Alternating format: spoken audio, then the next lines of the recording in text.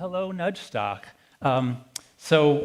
Thank you, Tara. Thank you, Dan. I'm an intuitionist, and my early work, and Tara mentioned my book, The Happiness Hypothesis, I use the metaphor that the mind is divided like a rider on an elephant, where the rider is our conscious reasoning, it's system 2, and the rest of the elephant, the rest of the creature, the elephant, is our intuitive processes, system 1.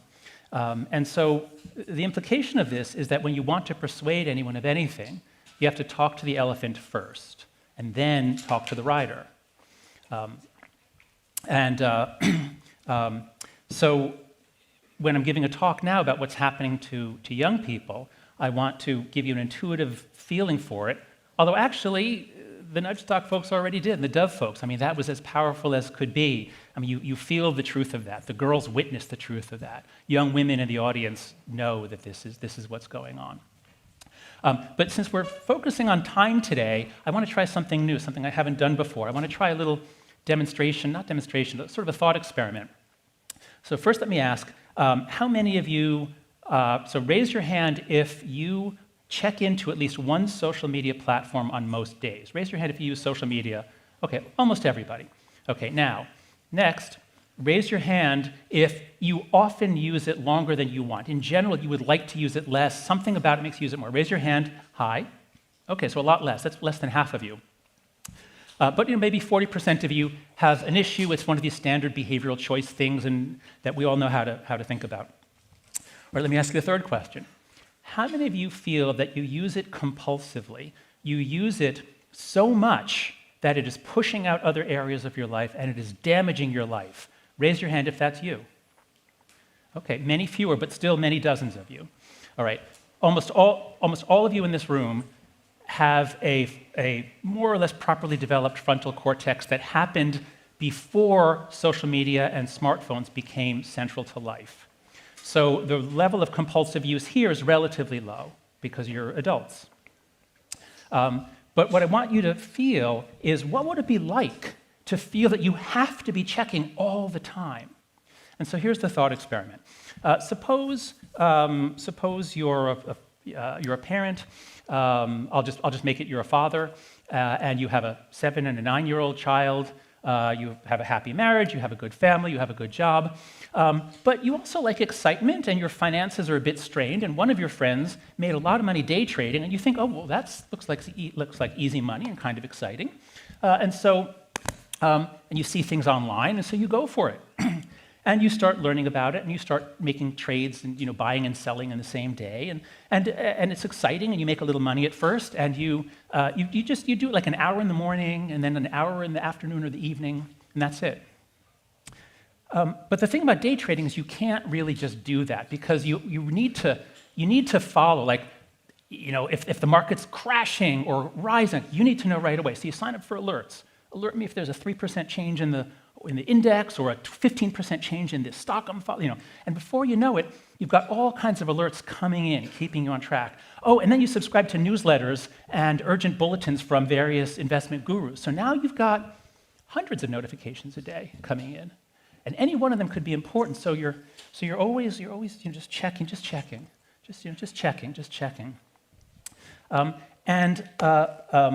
Now what's happening to your relationships?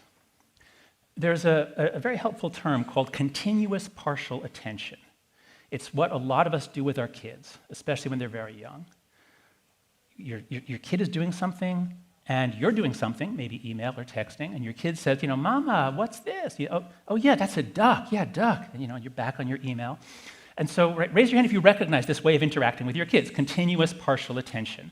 When you are always alert to what's going on in some other world, and a lot of your consciousness is tracking that, and a lot hangs on it. Price volatility, I mean, it could ruin you or make you a lot of money if you follow it closely. And so before you know it, you are now addicted because this kind of quick action feedback giving you pleasure, that implicates the dopamine reward system. And as you all know, dopamine, when you get lots and lots of dopamine, the brain reacts to that and lowers its receptivity to dopamine, so now you need more. So when you're not day trading, you feel terrible. You feel anxious. You feel dysphoria. Now, how are your relationships? Now, how's your work going? Before you know it, you're basically spending 5 or 10 hours a day doing this, and all of your waking hours thinking about it. All right, now, day trading is not good for your mental health. It's just not really a clinical study, but just a headline I found with a second of Googling. But of course, I didn't use this example to tell you anything about day trading. I used it to try to help you empathize with what is it like to be a young person living your life in the reputation markets.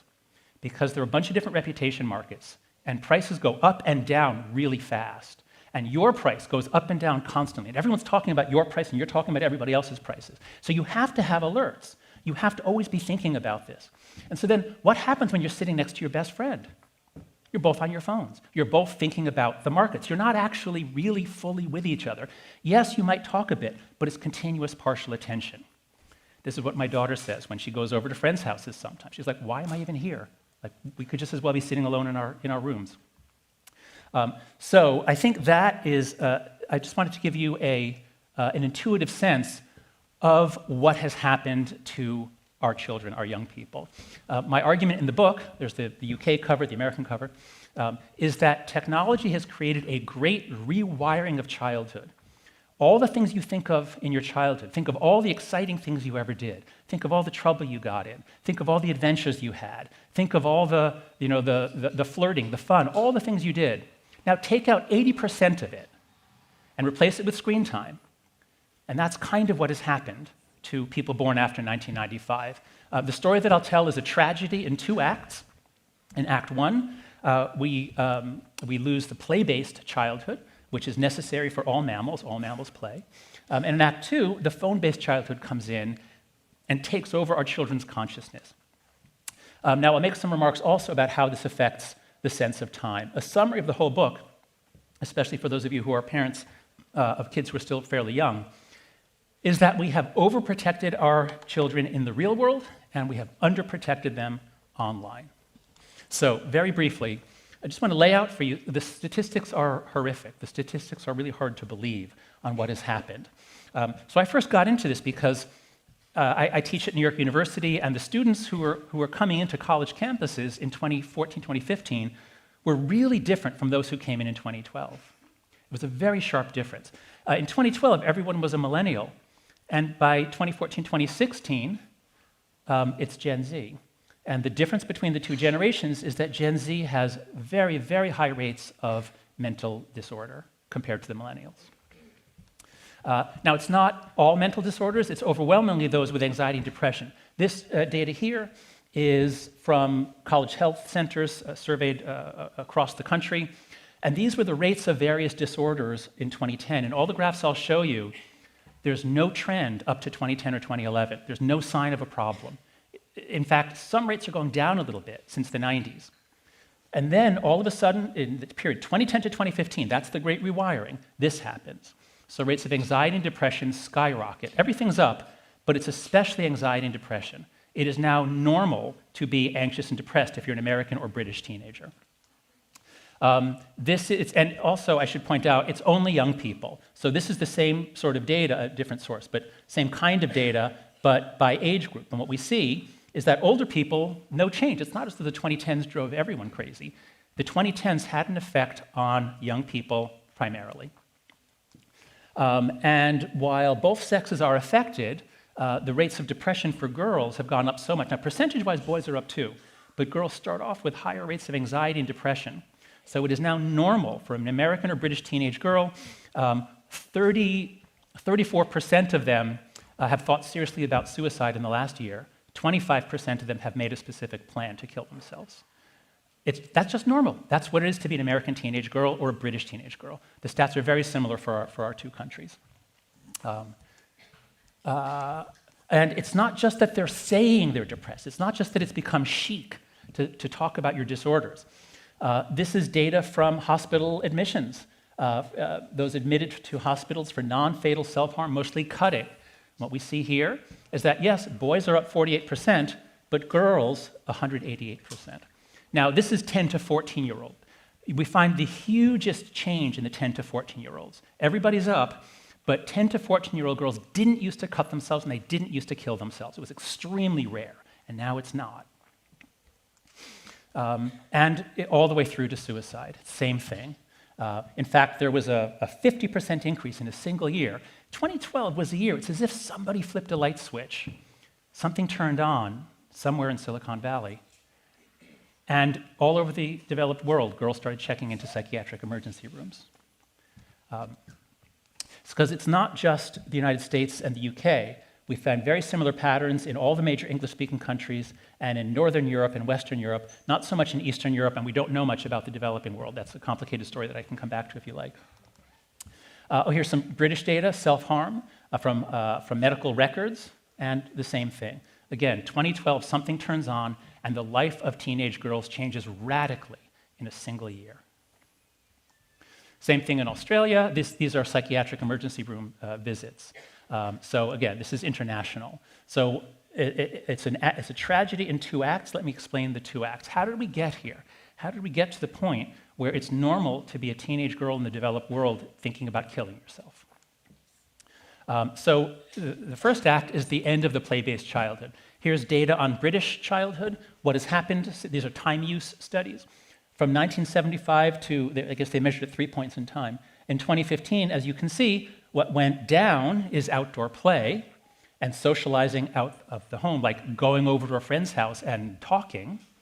And what went up are screen-based activities and homework, and also sports organized by adults. But I can demonstrate it more clearly like this. I'm going to ask you to think about when you were given freedom. At what age could you walk out of the house, go over to see a friend, no adult present, bye, Mom, I'll see you later, you get on your bicycle, or whatever it is. So if this was what your childhood was like when you were in year 2, or in America, first grade, you would say 6. 6 is your number. But if it's not until year 6 that you had that kind of freedom, you would say 10. 10 would be your number. All right? So everybody pick your number. What's the number, the year, age, at which you could go out without any parental supervision? Go to a store, just go have fun outside. Now, we're going to answer by generation. So if you were born in 1981 or earlier, raise your hand high right now. Okay, so you're all Gen X and baby boomers. Not a lot of this is a really millennial audience. Can you put your hands down? Okay, now, just those of you who raised your hands, you're the older generation, you were born before we took childhood away. Like me, you were born during a crime wave, there was danger, at least in the US, there was a huge crime wave. Drunk drivers everywhere, including us. But everybody went out to play. Okay, so just you, I'm going to sweep my finger around the room, and when I point to you, just yell out your number. Yell it out loud.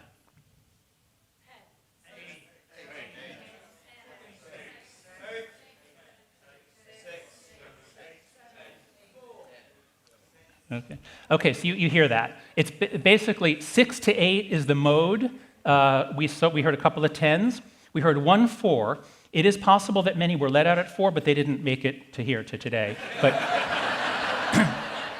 But 6 to 8 was the norm in the US, the UK. It's the norm all over the world. That's when kids can take on responsibility. All right, now, how many do we have who are actual Gen Z? That is, you were born in 1995 or later. Raise your hand high. Okay, we have enough of you to do it. So you guys think of your number just a second now.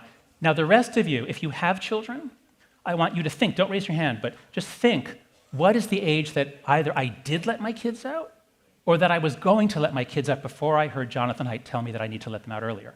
Okay, so everyone, if you have kids, hold that age in your mind. Now, just the Gen Z. We'll even relax it to like 1994. Okay, if you're born in 1994 or later, okay, you're going to yell out your number. Ready?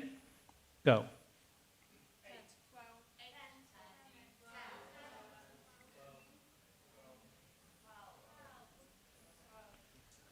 Okay, so you see what happened? It used to be 6 to 8, now it's 10 to 12. Why? The world is so much safer. But we freaked out. We completely freaked out because we stopped trusting each other. It was the loss of adult solidarity. That's what some sociologists say. It happened in the 80s and 90s in both of our countries, and we pulled our kids in. We didn't let them have experience that would toughen them and strengthen them. All right, so that's it, yeah. Okay, so very briefly, that's Act One. We take away the normal, healthy human childhood with a lot of independence and risk-taking. Kids need to take risks, physical risks. Okay, Act Two, the arrival. I didn't realize this until I found data graphing this all out. The internet came in two very distinct ways. In the 80s, we get personal computers, but they're not good for very much. Primitive video games, WordStar, a few other things like that. But once you get the internet, now you have that slow dial-up, but now, remember, the older people, remember when you first saw the internet? It was incredible. It was godlike power. The early internet was amazing. Now, the millennials, which is most of the audience, you guys grew up with this. You grew up, to some degree, with the early internet, and your mental health is fine, and you're a creative, risk-taking generation. So we all thought, technology is good, computers are good, the internet's good, it's good for kids to be on it, look what they're doing, okay? We were fooled, we were tricked, because the first wave of the internet really was amazing. But then we get these two technologies here. There's always a period where everyone is getting it, so everybody has to get it. It's when we get first social media, beginning with MySpace, Friendster, Facebook, and then you get the smartphone. So as you can see, the shaded area is the Great Rewiring, 2010 to 2015. So teen mental health was great here, no problem at all. This is where it all collapsed. Also, liberal democracy was amazing here, and this is where it's all collapsing, but that's another talk. So I can illustrate it visually. We have all these scenes and movies of childhood. Kids are always out on their own. They're not being watched by their parents. They're out on their own. And this is what life was like in America in the 80s. You could just ride around on your bicycle with your friends and an extraterrestrial creature in the basket. It's just something that we did. But what is childhood now? If you're a girl, childhood is you're on your phone and your friends are at their homes on their phones. That's childhood. And if you're a boy, you can't go over to your friend's house because you can't play video games if you're at his house. You have to go to your house with your headset and your controller. So we've taken away childhood, and that, I believe, is what happened between 2010 and 2015 to cause this global epidemic of mental illness. Now, a few brief thoughts about time. I won't have time to get into them all, but in chapter 5 of the book, I lay out these 5 major harms that happen to all kids. Then I have a whole chapter on the additional harms to girls from social media, similar to what you saw in the Dove commercial. I have a whole chapter on the different harms to boys, especially from spending so much time on video games and pornography. It interferes with their sexual development, social development, moral development. But the major one for this conference is the opportunity cost, and that's why I started with that example of day trading. If you're thinking about it all the time, so think about this. How would your life, your activities, and your consciousness change if, from tomorrow on, just think about how busy you are. If someone said, by court order, you must watch 10 hours of TV programming every day, from now on for the rest of your life, 10 hours a day, where would you get the time? It's inconceivable. But that's what's happening. Young people spend between 7 and 10 hours a day is one of the sort of more, like the official measure based on certain direct surveys. But half of our kids in the US say they're online almost constantly, meaning it's closer to 16 hours a day. Because even if they're doing something, if they're talking to you, they're still thinking about that. So if somebody took almost all your time away, where would you get the time from? What would happen? What would happen to your relationships? What would happen to your ability to work or be creative? It would be completely decimated. The main area that is of concern, I think, for time loss is time with friends. This is time use study from Americans of different ages. The youngest group used to spend a lot of time with their friends. Of course they did. They weren't married. They didn't have jobs. All these people are married and have jobs.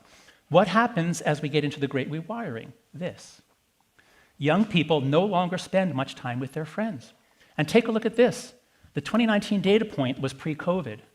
The 2020 data point was post-COVID lockdowns. Do you see the COVID effect from there to there? No. Because Gen Z had begun socially distancing the day they got their iPhones, and they were almost done by 2019. And even if they're together, they're not really together. So I don't have time to go through the rest of them: sleep deprivation, attention fragmentation. So let me end I'll just go a minute or two over time. I hope that's okay, because I can't just leave the audience hanging like, our kids are ruined. Bye. So in looking at the effect of technology on liberal democracy, I'm pretty pessimistic, because I can see what the problems are, but I don't see clear solutions.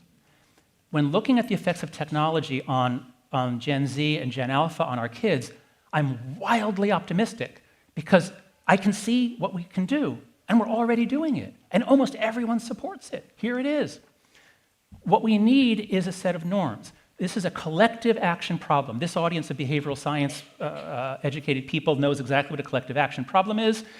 Why did you give your kid a phone at age 9? Because she said, Mom, I'm the only one. Everyone else has a smartphone. And so you gave in. It's a collective action problem. But we can turn that inside out. We can reverse it if we act together. So as an American, I wrote the book assuming that I have no function in government and that we have to do this all ourselves. So I assume, it's a lot worse now. And just wait a few more months. So with 4 norms, we can reverse this. No smartphone before, high school in the US. Here, that age 14 falls in the middle of your secondary school. So some of the British parents who are organizing are saying end of secondary school, which is 16. That would be great. It might be a little hard, but at least 14. We need a global norm. These things are just not appropriate for children. We don't let children drive cars. We shouldn't let them take a smartphone into their life and let it take over their life. No social media before 16. It is wildly inappropriate for children, completely inappropriate. We protect kids. The reason we have age limits is for sex, violence, and addiction. Those are the 3 major areas why we age-gate things. Welcome to social media. It's all 3. Phone-free schools, the greatest distraction devices ever. Imagine if, when you were in school, if you're older people, imagine if they said, you can bring in your television set, bring in your walkie-talkie, bring in your record player, bring in your guitar. You remember the Apple commercial, the iPad commercial? All these great things, let's just crush them down, put them into one, bring it into class. And finally, more independence, free play, and responsibility in the real world. I don't want you to go home and say, Tommy, I heard a psychologist say I'm going to take away all your screens. Now you sit here because it's too dangerous outside. You sit here and do nothing. Oh, here's a book. We have to give them back each other. We have to give them back group play. I'm not saying you need to send your kid out into the world alone. Team up with 3 or 4 other families. You know the parents of your kids' friends because you had to arrange pickup from some birthday party or something. Team up with them, have a reading group. I've got videos online. You don't have to buy my book. There's all kinds of videos. Go to anxiousgeneration.com. We have all kinds of suggestions for parents. But the key is collective action. We're all around the world. Family life has turned into a fight over screen time. We all hate it. We're all ready for change. So if you reach out to other parents, they probably share your frustrations. Work together, we can roll back the phone-based childhood and give our kids back a play-based childhood. And it's happening. It's one of the first big things really happened here in the UK just in February. This was a Guardian article. Daisy Greenwell and Claire, I forgot her last name. In any case, 2 mothers. They started with a WhatsApp group. They now have a great website, smartphonefreechildhood.co.uk, and also another organization, Hannah Ortel, also in the UK, delaysmartphones.org.uk. So parents are organizing. Those are 2 great groups around which you can organize and join. We can roll this back. So rather than letting our kids become day traders, let's give them back childhood. So in sum, I've told you about the great rewiring of childhood. We took away the play-based childhood. We gave them screens, the most addictive technologies ever invented, instead. And we've overprotected them in the real world, underprotected them online, and that's my talk to you today. I hope we'll go into the implications for time more with Rory. Thank you.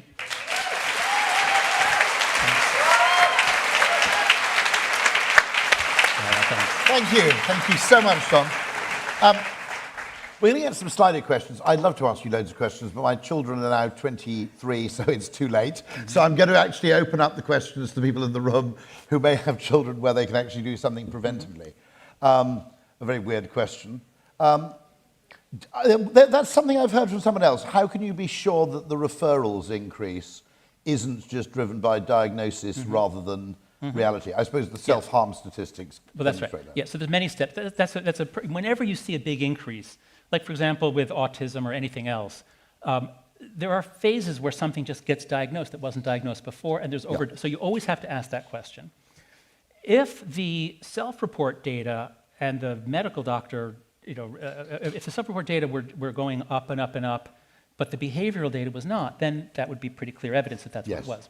But the fact that the self-harm data matches perfectly, it's 2012, at least in the US. It's super sharp in the US. Well, also, we have really good data. We have high resolution. In Britain, you only have like every few years you have data. It's not nearly as good. That's one. Another, people say, well, but it's like being destigmatized. Like, that's why kids they're happy to report it. That's a good thing. It's being destigmatized. To which my answer is, yeah, that's been going on since the 80s. It was very stigmatized to have a mental disorder or even to see a psychologist in the 80s. So we should see. So the 2012 thing is a complete kind of hockey stick. Complete hockey stick. It makes no sense for the other hypotheses. And it's in multiple countries. So no one has yet come up with even a proposal for what it could be, that it's so concentrated in the early 2010s in multiple countries, certainly all of the English-speaking countries and the Nordic countries. There's a question up here now. Is it possible to undo the damage if you have a teen now? So yes, let me put it this way. For your individual teen, yes. For the generation, no. And what I mean by that is this. The central part of the book is puberty. I'm really trying to grab people by the lapels and say, look what puberty is. Puberty is the rewiring of the brain from the child form to the adult form, guided by what's coming in. And as we saw in the Dove commercial, well, it's nice to believe that the strongest influence will always be your parents, but that's not true. That is literally not true for a lot of kids. The strongest influence is TikTok. So to let kids go through puberty on TikTok is completely insane. And overall, we are going to find that the generation Gen Z, those born 1995 to about 2012, let's say, 20 years from now, my prediction, I could well be wrong, my prediction is they'll still be more anxious, more fragile, less creative. So on average, I think this is baked in now because it was the critical period of puberty. But just let me leave some hope. My class, I teach a class at New York University called Flourishing. It's all sophomores. They're about 19 years old. They are all addicted to their phones, and they make amazing progress. The first step is you have to take back your attention. If you don't have your attention, there's nothing we can do for you. You're not going to amount to anything in life. But once they turn off their notifications, take social media off their phone, just leave it on your computer, and then maybe even take it off your computer, once they get control of their attention, they get their sleep. We saw the talk on circadian rhythms. These things really mess up our circadian rhythms. So yes, there's definitely hope for your kids as individuals. If they make changes, they will get amazing results. And there is a great question. It's interesting you mentioned TikTok, because I've always thought of TikTok as being marginally less harmful because it's what you might call mass entertainment rather than interpersonal judgment. I may be wrong there, but I've always thought of it as actually slightly more benign in a way that YouTube is fairly benign. Yes. Because it's closer to television rather than groups of people effectively scoring each other on. No, that's right. It's not bad in the way, it's not as bad in the way that Instagram is for girls of the performativity. But put it this way, quick demonstration. How many of you watch Netflix at least once a week? Raise your hand. Okay? Of those who raised their hands, how many of you wish Netflix was never invented? Raise your hand. Would the world be a better place if Netflix didn't exist? No. Stories are good, and good stories are really good. Okay, now we do the same thing with TikTok, and I do it with my students. It'll probably be maybe a little different here. How many of you watch TikTok every day? Raise your hand if you watch TikTok every day. Okay, just those of you. How many of you think the world would be better if TikTok was never invented? Raise your hand. Okay, most of you, but not all of you. That's what my students say. Short little videos are not stories. They are little attempts to get at your dopamine system and keep you scrolling. The loop between behavior and response on TikTok is B.F. Skinner's fantasy. Yeah. This is fascinating. I'll have to stop appearing on it. Interestingly, as a bit of good news, Eton, which is the most prestigious private school in Britain, has just basically banned smartphones as of today. Now, it's a boys' school, so it's less valuable. But I think you are seeing progress. I think you are seeing progress in this way. Just one last question for the audience. How many of you would be happier if email had never been invented? Okay, so there's an adult problem as well, in a sense, because, as I said, these things start as an option, we think of them as harmless, then they become an obligation. That's right, for the same reasons that Oliver Burkeman was saying, that's right. Yeah. All of these things start off wonderful. I mean, TikTok was dance videos. What could be wrong about that? Yeah. Having teenage girls dance for strange men all around the world. I mean, that seemed like a smart thing to do. Fantastic. There's a great quote, by the way: "Vice always arrives dressed as virtue, no exceptions." So never forget that. Yeah, this is absolutely tremendous, John. Keep up the good work. It's been magnificent. Thank you very much indeed. Thank you. Thank you.